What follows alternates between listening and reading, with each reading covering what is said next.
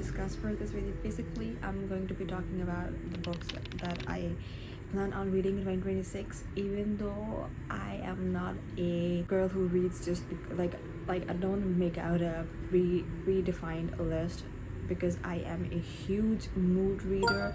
I cannot go around and read books that for example, like new releases. I don't know why it's always been like this with me, or maybe it was not recently. I cannot like read books that have just recently been released. First of all, they are not easily available in my country. I have to wait a long time. They're not available online, and even if they are, it takes time for them to be available at the bookstores that we have in Pakistan. So that is a big factor that makes me lazy to go and read the newly released books. Also a reason. Plus, at the time they are available at the bookstores, the book has been pre-hyped. Either people love it so much, it's all over the internet, that it overwhelmed me, or people hate it so much and I'm like, is it even worth reading it? So because the opinions have been made, they affect me so much.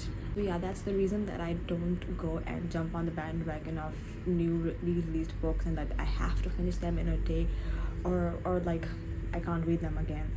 So that's the big reason that every year the books that I read, they are like so old. Sometimes I feel embarrassed even putting them on my Instagram, doing a wrap up video. All the books that I read in a year, they are like quite old. They've been sitting on my bookshelf for years. But I'm a big mood reader, so I try not to hop on trends or like follow people and see what others are reading or not. I just do what I feel like doing, and I love reading books that just that based on what my mood is on. It could be young adult, it could be fantasy, it could be romance. Mostly it is romance because I just need escape from life, and those are good ones.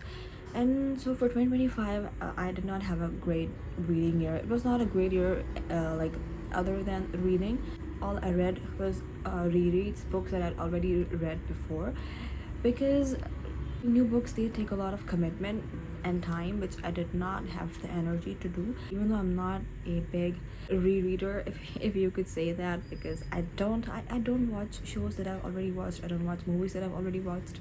I don't read books that I've already read. Like, that rarely happens. I know people do that a lot. They reread books, they rewatch movies. I don't do that often. I am not that type of person. I love reading, watching new things, consuming new stuff that I've never consumed before, because that is very exciting to me. But not this year. I have picked 5 good books that I feel like are worth mentioning before I move on to talking about the books that I want to read in 2026. I have not ranked these, but the first one that I'm going to talk about definitely is like the highlight of my reading 2025. Like, this was the best, most devastating book that I read this year. Nothing will compare to it. My top read of 2025 is none other than Sunrise on the Reaping. I'm sure most of you people read this one, and it was your top book for the 2025 year, because this book was so good and so devastating, so sad. My heart is still crying for Haymitch. I mean, we know in Hunger Games that he was alone. He had no friends, he had no family, and we got to see why in this book. And this book starts off with us and being introduced to his brother, his mother, his friends, and so many other people that he cares about and who care about him. And we know in Hunger Games he has none of these people with him.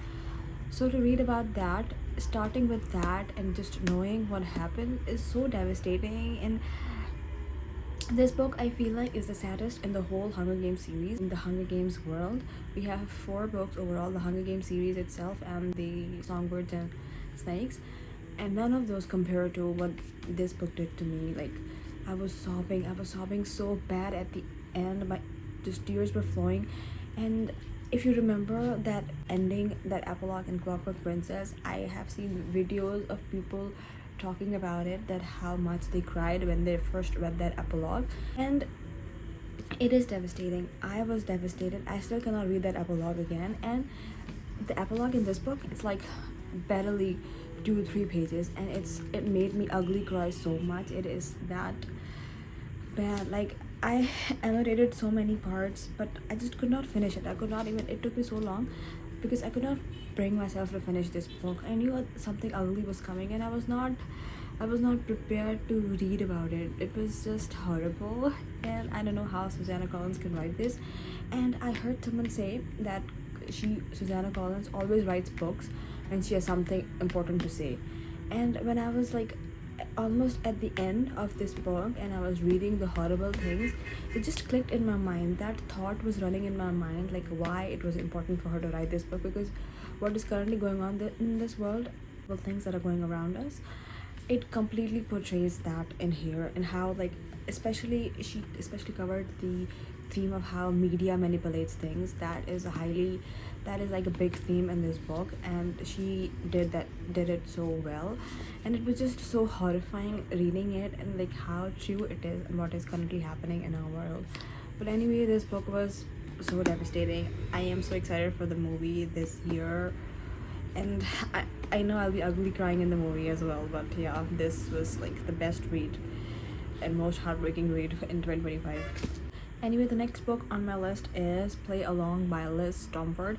I read the whole Indie City series this year, and I liked most of the books. Some were great, some were not, but Play Along stuck out for me because these characters were so well developed, they were so fleshed out, and like I really loved the story.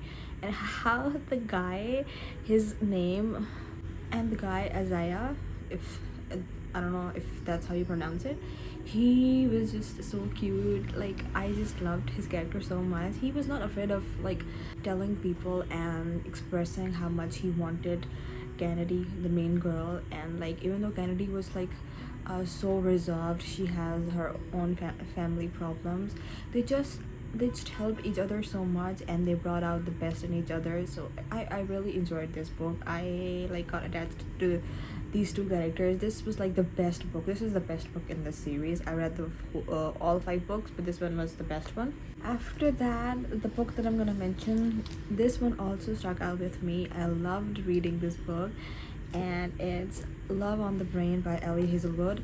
I love this book so much. This is like the like Isaiah in Play Along. We have Levi in this one. He's also obsessed with our girl.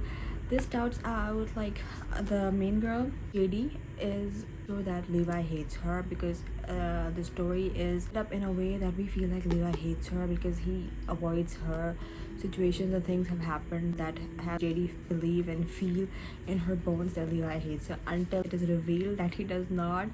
And they go out, and he's absolutely crazy about her. And even it's like hard for her to believe that the dude is crazy about her. And it was so sweet, it was so cute. Also, like there's like a huge plot in this. If you have not read the book, please skip this part because I really want to talk about it. They both are on there's like a blog type of thing, something, because they're NASA scientists, so they have a blog about it. And they both are on this blog, and they've been talking for years without knowing who the other person is. And Levi has been talking to her about her on that blog. He's always telling her about this girl he likes, and they don't know that they're talking to each other until it is revealed. So that was the sweetest. And this guy, he knew he wanted her from the very start, and he was not shy about it. So love me dudes who know what they want. Next up, I don't know if you guys would know about this book. It's very, very old, but it was on my bookshelf, and I love this author so much, so I wanted something from her. I was reading one of her books that I had already read. It was a reread, so I was in the mood to read more of her books. So this was on my bookshelf, and it was a new book from her. So I'm rambling. I'll just show you what I'm talking about. Perfect by Judith McNaught. She's a very old writer. I don't think she writes anymore. I don't even know if she's alive or not. But this was on my shelf for so long, and so I enjoyed it. I really enjoyed it. If you want old school, or you want to read historical romance, she is the best author. She reads so well. I love her stories so much, and her characters. My favorite one from her is Almost Heaven. I reread last year, and I love her book so much. So this was a new one, and I wanted something new to read from her. So yeah, this was also the highlight for me this year. It was good. It's about Zachary Benedict. He is a film director. He ends up in a scandal, and he has to run away. And our main girl, Julie, she is a foster child, and she somehow gets tangled up in his business. So and that's how the story goes and how they end up together. So if you're interested in reading something like that, this is a good pick for you.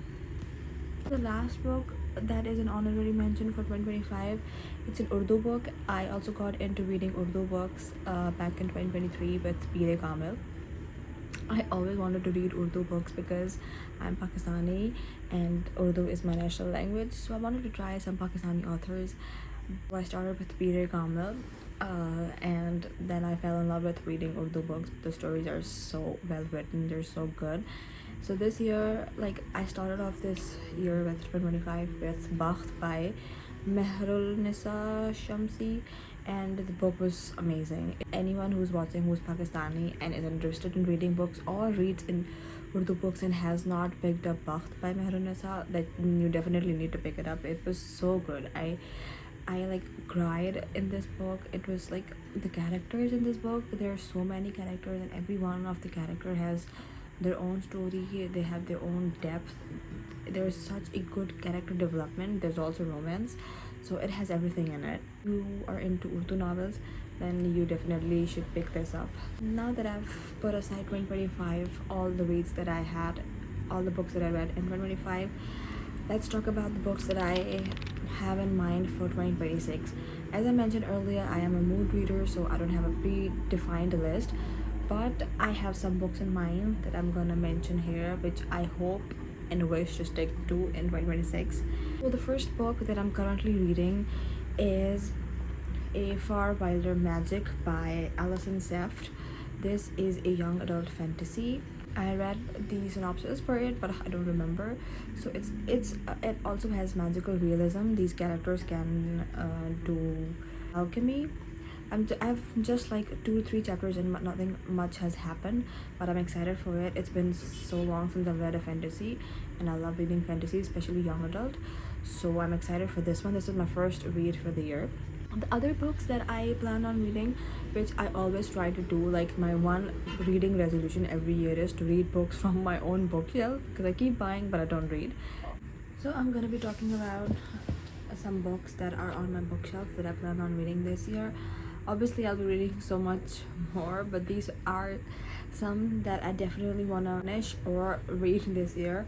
Starting off with Truly Devious by Maureen Johnson. Again, as I was saying, this is a very old book, but it had been on my TBR for so long and I wanted to read it. It's such a good mystery. I even started it back I started it last year and I read this much. I was reading on my phone first, then I was like, this is a good treat and I should add this to my TBR onto my physical bookshelf. So I ordered all 3 books and then I just gave up on it. I don't know what happened with me. I was not in the mood for it, but this year I definitely want to finish the whole series, because this much that I read, it was just the beginning of the book. We were just starting off, but it was good. I already marked a few things, so I know it's good. I just need to continue with this, so I'm looking forward to reading this one.